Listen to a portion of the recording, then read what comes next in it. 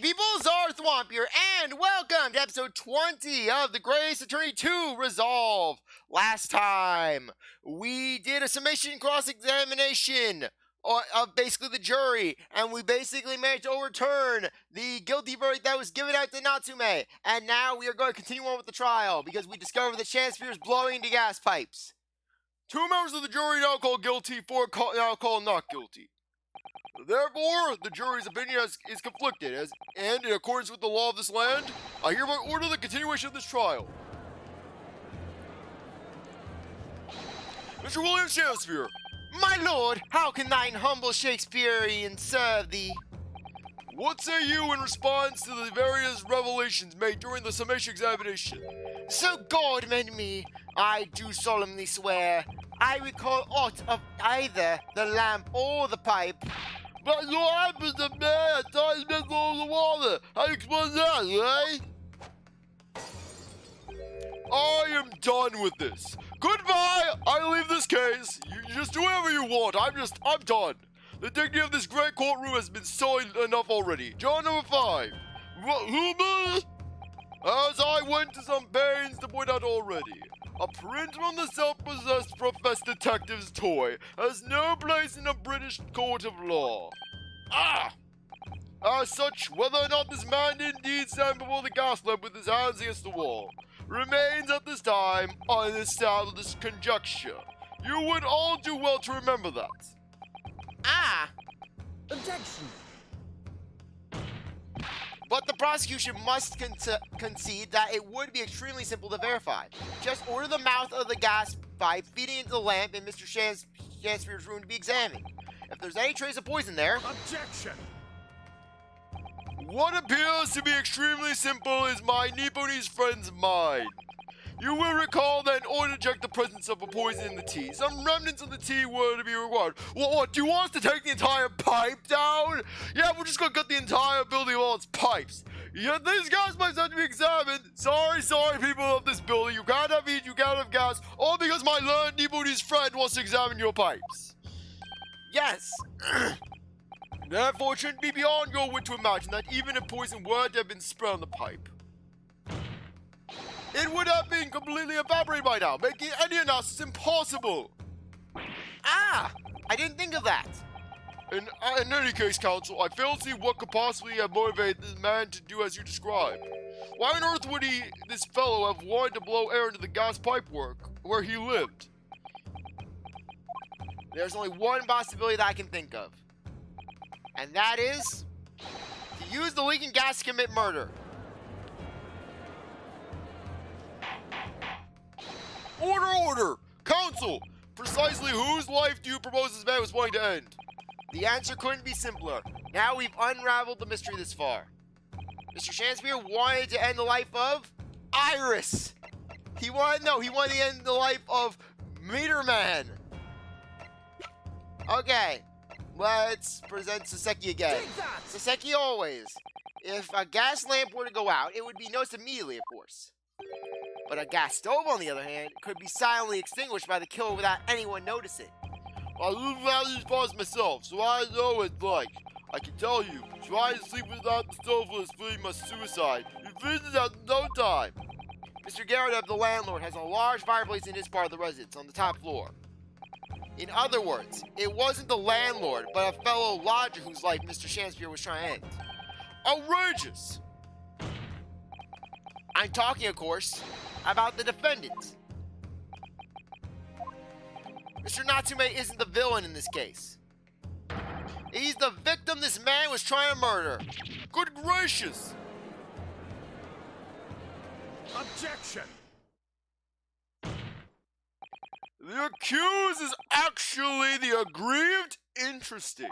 However, the fundamental facts of this case remain unchanged. Namely, that the accused is the aggressor here. What? How can you still claim that? He is Nipponese. As such, he provoked Shamspeare into doing this act. Shamspeare was defending himself from an attacker. Let us indulge your fancies for a moment and assume that there was indeed poison on the mouth of the gas pipe. The question that then arises is who put it there? Who did put it there? The only logical conclusion is that the person responsible was unaware of this man's trickery with the gas supply and his intent to kill. Yes, that would seem indeed logical. If the assailant were unaware, how would he or she have known to lace the end of the gas pipe with poison? So now we must ask, how could anyone have known of Mr. Shamspeare's murderous designs? Ah, you mean to suggest... Naturally, the sole plausible answer to that question couldn't be more obvious. Only that man whose life was being threatened could possibly have known. What? In other words, the person who put the poison on the gas pipe in what was a clear retaliatory attack can only have been the accused, Mr. Soseki Natsume. Ah! Whatever Mr. William Shamspeare may or may not have contrived to do, he was nevertheless the victim of a potentially lethal poison attack. And the only person who could have possibly perpetrated this attack is the accused, Mr. Natsume. The defense counsel's theorizing has failed to avert suspicion from the accused. Far from it. In fact, now that clear motive for the poisoning has been successfully established, that suspicion is greater than ever. Would you not agree, my Nipponese friend? Ah! Ah!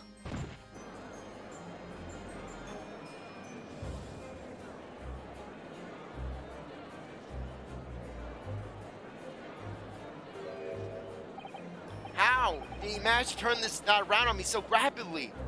Mr. Naruto, you must respond. Otherwise, the members of the jury may very well change their leanings against us. And this may be our last chance to gain the advantage. What advantage? Well, it would seem that somebody put poison on the gas pipe in Mr. Shamspeare's room. So we must name that person now and absolve Mr. Natsume of guilt. You mean name the true culprit? I know it might sound impossible, but if we fail to do that, I have no doubt that Mr. Natsume's fate will be sealed once and for all. As it happens, one possible culprit does come to mind. The evidence, the poison, it's all pointing to a particular person now. The prosecution calls for the jury to consider their leanings again. I trust you will make the correct choice this time, Mr. Foreman. What? Oh, don't you worry. We know exactly what.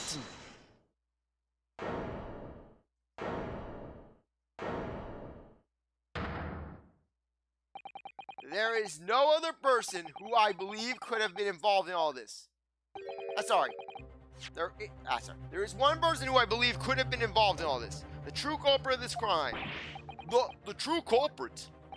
A term found only in second-rate novels featuring third-rate general-grade detectives, my Nipponese friend. But why not?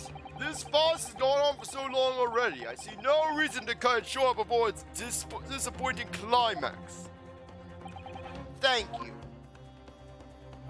Tell us, my Lord Nipponese friend, what is your latest theory? Who is the so-called true culprit of this crime? Take that!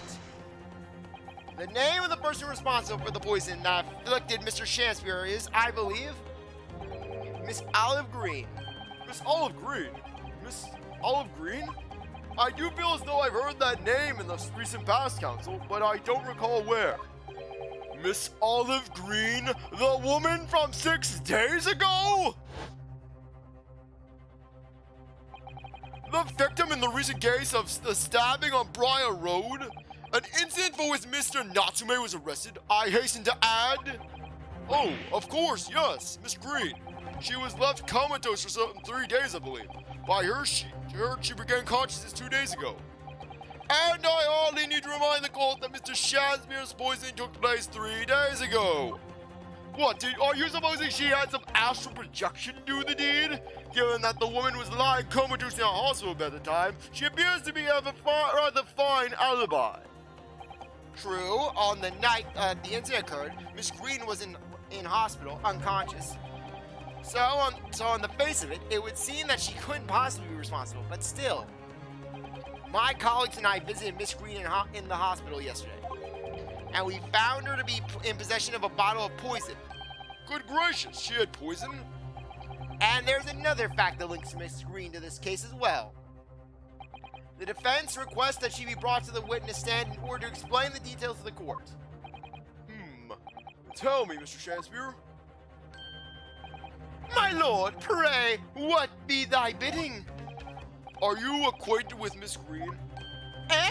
No, never heard of her. Judging by the look on Mr. Shamspeare's face, I think perhaps he generally doesn't know her, at least not by name. As the voice of Her Majesty's prosecution here, I adhere to my word. We will see my Lord Nipponese friends pass through to its conclusion. I appreciate that. The prosecution requests a short recess, my lord, in order to subpoena the witness and bring her here. Yes, Miss Olive Green. Indeed, my lord. 1 hour should be sufficient. Very well, I will grant this recess. Excellent, I hope. The defense has made a most extraordinary accusation, I must say. But at the present time, I feel the prosecution's argument remains largely uncontested. Accordingly, I'm afraid the defendant and his culpability remain the sole subject of this court's attention. Thank you, counsels. We reconvene in 1 hour. Court is adjourned.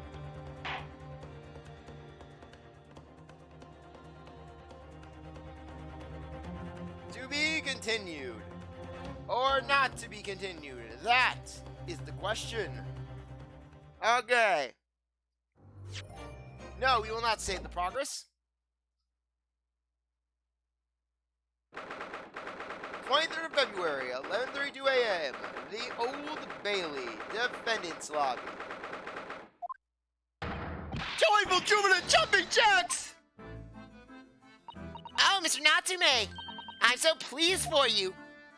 Welcome, sweet Mr. Nobu Esquire, and non-locum judicial assistant Miss Mikatoba Esquiress. Now, finally, at long last, there can be proof that I will ice that guy!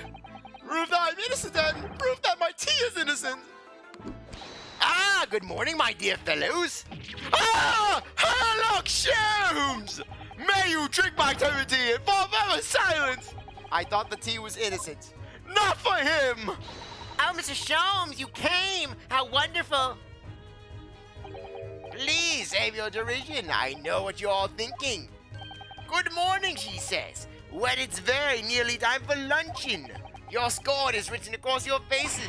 Nobody said or thought anything of the sort. The truth is, I was determined that today would be the day. As sleep seduced me last night, I thought. Tomorrow, for once, I shall not oversleep. I'll rise early and be present in court to support my companions.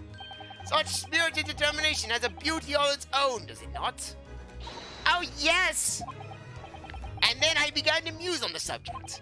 Why do people oversleep, I queried. Why time after time do they make the same foolish blunder? And the answer came to me at once. It's so delightfully simple. People oversleep because they sleep. Well, is there not an astute insight into the matter? Oh, yes! Upon which realization I attempted an experiment. I didn't sleep a wink at all.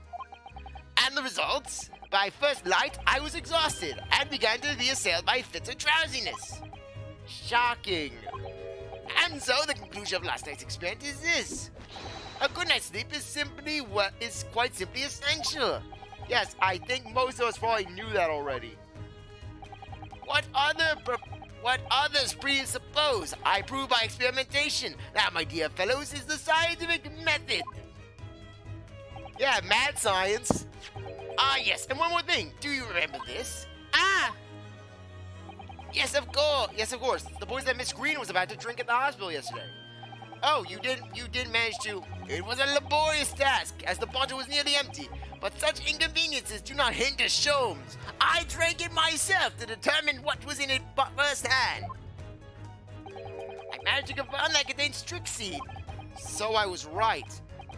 Perhaps, though, of course, such circumstantial evidence has improved Miss Green's guilt. I shall leave the bottle in your care now, by licking the inside of the neck, but licking the inside of the neck is not recommended. The bottle of poison has been added. Okay. Let's just check this bottle out, just to make sure. Okay, check the bottom. So this is the poison we've been hearing so much about, Strixine. There are a few remnants of the bottle. There are a few remnants on the bottom of the bottle here. Look. You mustn't be tempted to try it. Of course not. As long as we don't lose this trial. I worry about you, Inosuke. I really do. No, even if we lose the trial. No, we mustn't lose the trial in the first place, Mr. Naruto. Make your mind up, Susato-san.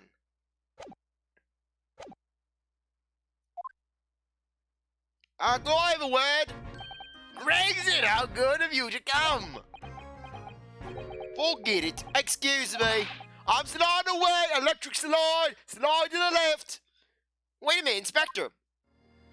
Slide to the right. I don't wish to make a nuisance of myself. From the look on your face, I'd say it's something else. Someone else who you think is making a nuisance of himself. Mighty Inspector, please speak freely. Pretend that I'm not here. Believe me, if I could do that, life would be a whole lot simpler for me. Do you have the results, Inspector, of the investigation of Mr. Shamspeare's room? Not yet. Shouldn't be long now, though. No, I'm here about something else. That dead convict, actually. Oh, you mean the man from this newspaper article we discovered yesterday in Mr. Shamspeare's room? A man by the name of, yes, Selden. I went through the archives at the yard and dug out the fellow's file. There's something in there that, well, it caught my eye. Something got your eye? What, Inspector, what? I've copied the relevant parts for you, so you can read for yourselves. Thank you. Into the court record. Okay. 18 counts of burglary, 6 counts of suspected murder. Died of natural causes, whilst in prison. Basically. Estimated 1,000 pounds were stolen. Okay. Convict murder, Selden, natural causes. Here since the end of October, alerted by the shouts of his fellow cellmate. Medical staff are trying to find him, already dead. These documents include the details that were in the newspaper cutting we found in Mr. Shamspeare's room. I'll rearrange everything in the court record so we don't have duplicate information. Why are you giving us a copy of this important file, though? Wait, you're the ones who turned up the clue in the first place, aren't you? I'm just making sure things get handled in the proper fashion. Oh, Scotland Yard's workings are so wonderful.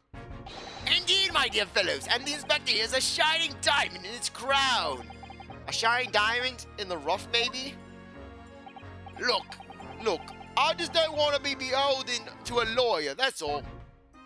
And I don't want to receive my lady's right in the next issue of Rance magazine. Counsel for the defense and the defendant. Court proceedings are about to resume. Make your way to the courtroom at once. Well, I shall leave you then. I'll be listening with interest from the public gallery. Not nodding off at all, certainly not. And then 5 minutes later, Sherlock is snoring in the gallery while Van Zieks is trying to make an argument. Ah, my lord Nipponi's friend. You have fallen right into my trap, for you see that evidence is... What are you trying to say? Will that detective stop snoring? Silence him! And then Zieks just throws his bottle into the gallery and just beams Sherlock right in the head. I'm rather tired of seeing Mr. Moustache in bloods of tears, mercy, so the best of luck to you. Welcome to Mr. Naru, Esquire! Yes, Mr. Natsume? It's time, isn't it? Yes, this is it. Miss Olive Green and Mr. William Shamspeare. This is going to be the final battle. Yes, they'll duke it out. Basically, she'll body slam him. I won't really have saved Soseki-san until I've exposed the whole truth of everything that's been going on. But it's all coming to a head now. You can do it, Inosuke. You have to.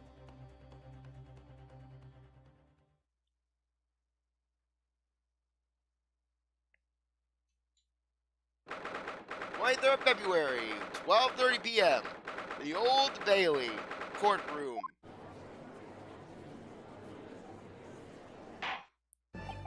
In the name of Her Majesty the Queen, I hereby declare this court to be in session again now.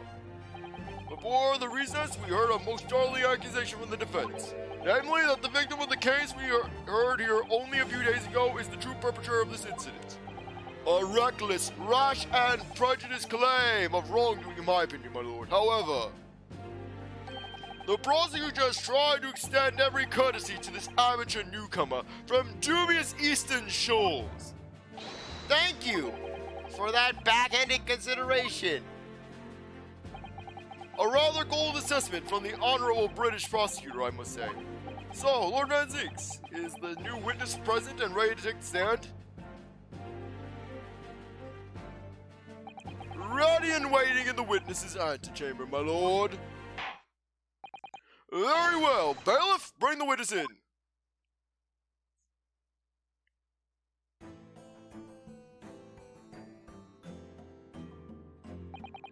Witness, state your names and occupations for the court, please. William Shamspeare, my liege. For mine occupation, I can say only that I be a tragic victim to be pitied.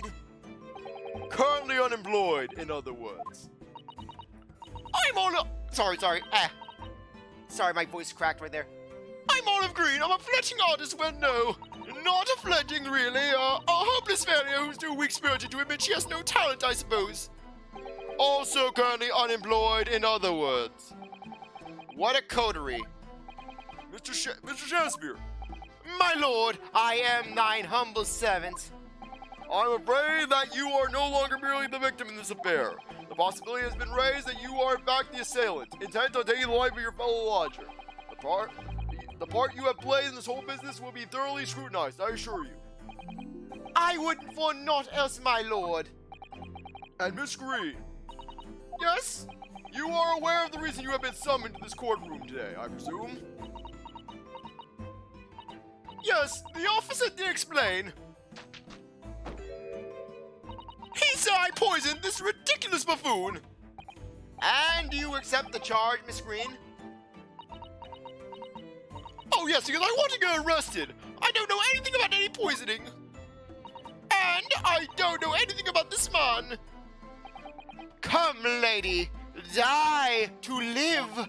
Live to die. Verily I know not thine pigmented personage. Very well, let's proceed with the matter at hand. That being to ascertain whether or not Miss Green has any involvement in this affair. It's all very strange indeed. Why would you suspect me?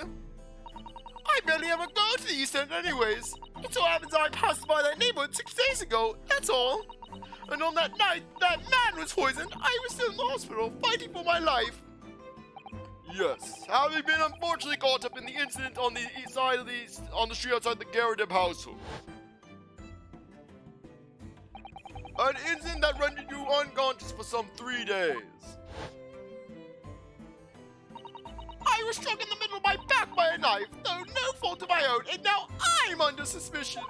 What other irrelevant things must I be suspected of? It's all very disturbing, and CzarThwomp's voice is dying. Your energies may be better spent worrying about random knife attacks, I feel, Miss Green.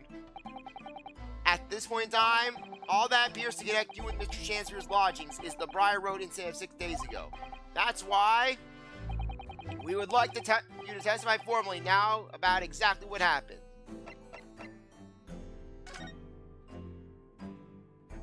Okay, yep, sure enough. Okay, just want to verify. Oh no! The incident 6 days ago? You mean you want me to recite that awful incident, relive that awful incident? Unfortunately, yes. Please tell the court what happened that day. And of course, we will be interested to hear from you about your movements that day too, Mr. Shamspeare. But what happened 6 days ago has nothing to do with me being poisoned. Let's proceed then. The witnesses will present their formal testimonies to the court. On the subject of the incident that took place on Briar Road, the evening of the 17th of February.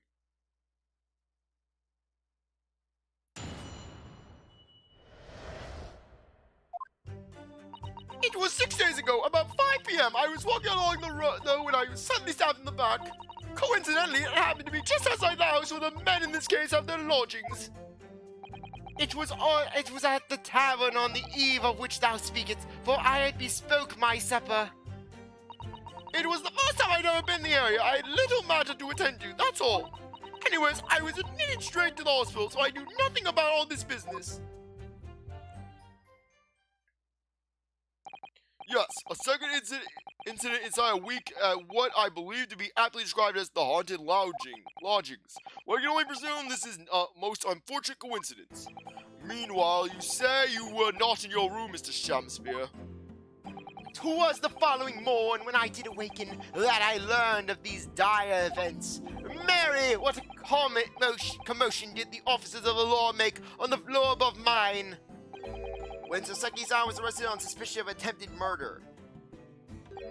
As suspected, there is nothing connecting these two witnesses but happenstance. It's true, it does seem as though they're unrelated at first glance, but I'm not so sure. There's something lurking in the shadows here. I feel certain of it. And this is my one and only chance to expose it. Counsel, you may now cross-examine these two witnesses if you wish. Yes, my lord. Okay, let's do this. Okay, we are going to want... Basically, what we're going to want to do is we're going to show that envelope connected with basically that tear that we saw in Shamspeare's room. Okay. Let's cross-examine this. Hold it! Okay, hopefully he brings up the letter. A tavern, you say? Which one? Towards the slug and salad where I did tarry, 'tis a jewel in the east end. And a little unexpected, I feel. What do you mean, Lord Van Zieks? The slug and salad offers unusually fine dining, for the locality at least. Not an establishment you'd expect to be patronized by a man with not even a crumb of bread in his room. It's true, the menu lists premium crusts of bread and glass of water in different levels of cloudiness. The lowest is known as the gumshoe. I would have expected Grub's Grubbery in the local vicinity to be more appropriate for your means. Watery soup and mushy peas, or rather soupy water and pea-like mush. All equally appetizing. I just wanted to try some water in a different pub for once. What's so wrong with that? How different can water really be? You'd be surprised, Ryunosuke. Or perhaps there's a more plausible explanation. A specific reason why he had to go to that particular establishment. Agreed. The fact that on that day of all days, he dined at a place he wouldn't normally, it does stand out.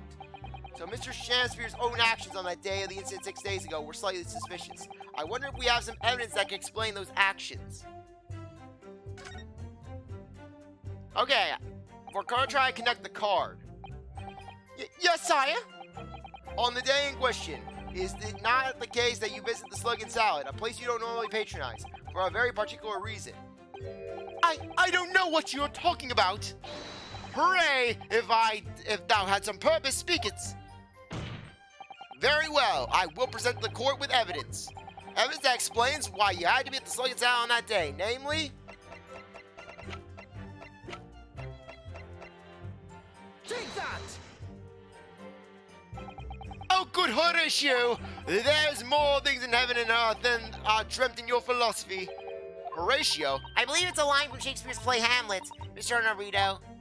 Be it alive from the great Shakespeare or from this. Mr. Shamspeare, the message is the same. You suck. My Lord Devo's friend is as wide of the mark. Hardly surprising given this witness's obtuse literary quotes. I do wonder if there's perhaps some evidence that would explain why the Slug and Snail Salad was why he visited there. Why can't I talk? I think we have discussed this issue enough. Let's return to the witness's testimony, please. Gladly I would thy bidding do, Horatio.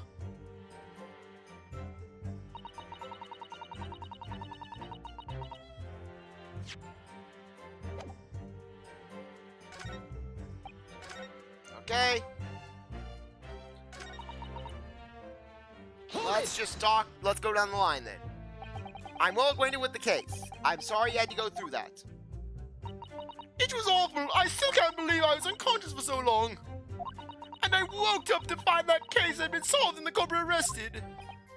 Yes, the incident has been resolved already. Perhaps it would help you to consider it a bad dream that ended with your awakening and should now be forgotten. I certainly would like to think that.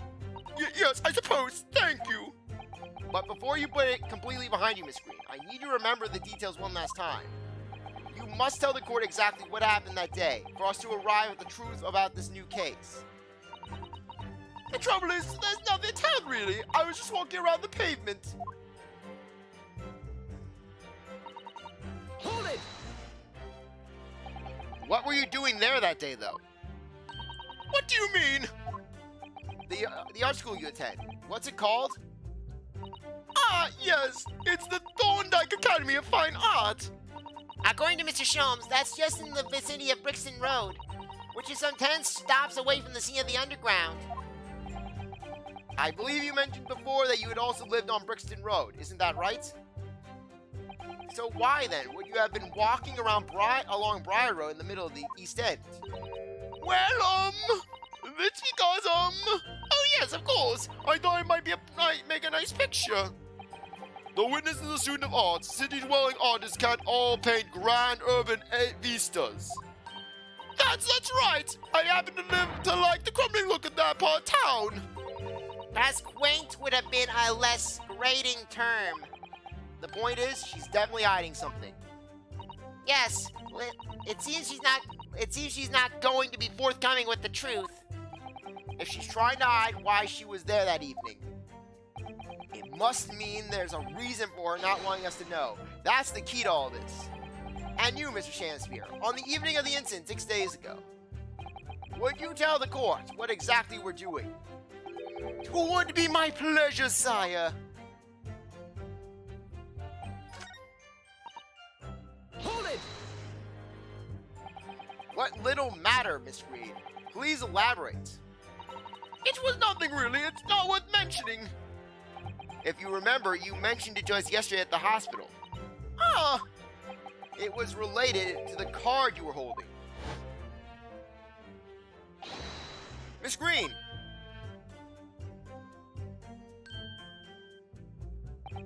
What was that? She clearly just hid something behind her back.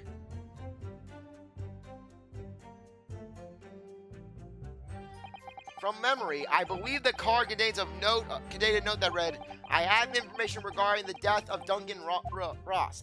CzarThwomp can't speak. What What does that matter? That has nothing to do with Duncan. Excuse me. Mr. Shamspeare, do you have something to share with the court? To be or not to be, that is the question. Ah, pray forgive me, the great bard's words bringeth from within me with ne'er a thought. Don't tell me, it's because you're possessed by Shakespeare's spirit, right? Hearing Miss Green's words a moment ago seemed to make you think of something. Something of relevance, perhaps. Well, nay, sire, 'twas nothing at all. Presumably you know the name, though. Mr. Duncan Ross, I believe? After all, you were both lodgers in the same house. I would it were so, but sadly nay. Lodging be a lonely occupation, sire. My lodging fellows be rarely known to me. So you haven't heard of him, even though he passed away in the room just one floor above yours? Miss Green. Me, my lord? I haven't done anything. Have I done something wrong? The card that was mentioned before contained the note. Do you have it all upon your person? I do, yes, but I don't need it anymore. In fact, I should throw it away, really. Before you dispose of it, the court will take it as evidence, please. The card has been added. Of course, that's what links Mr. Shamspeare and Miss Green. But first, let's check the edge of this card, because, frankly, we're going to probably need to bring note of it. The envelope is has been opened rather carelessly, hasn't it? Miss Green strikes me as the type to open correspondence more neatly than that. Ah! What is it? the way the envelope is torn, I'm almost sure I've seen that exact same shape somewhere else. Oh, you don't mean... Were you thinking of this piece of evidence, Mr. Naruto? Exactly, that's it. Try to match them up. They go together perfectly. The torn-off end of the envelope clearly belongs with this card. There we go. They have been added.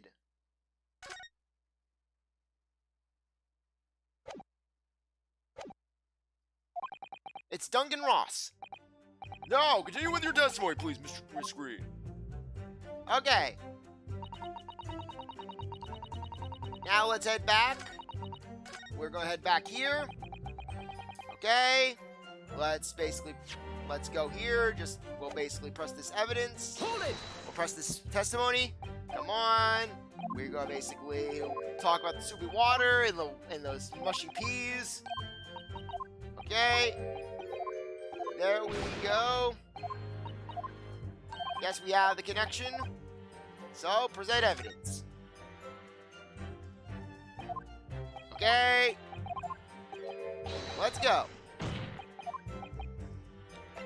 Okay. Take that!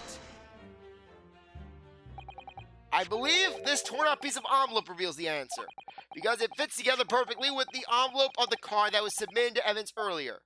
Good lord! Miss Green's card, you mean? That's right, my lord. It reads, I have information regarding the death of Duncan Ross. Come to the Slug and Salad on Briar Road at 5 p.m. on the 17th. Don't tell anyone else about this letter or the meeting. It is a matter of utmost importance. Mr. Shamspeare, your actions on the afternoon of Miss Green's stabbing are exactly as described in this note. Oh! Personally, I find it hard to believe that's a coincidence. Don't you, Mr. Shamspeare? We'll answer that in the next episode. Anyways, I really appreciate you going to watch this episode. You're a great viewer, and hope you come back for the next one. If you like this video, like, subscribe, comment, share, do whatever you want. With that, I'll see you next time. Bye.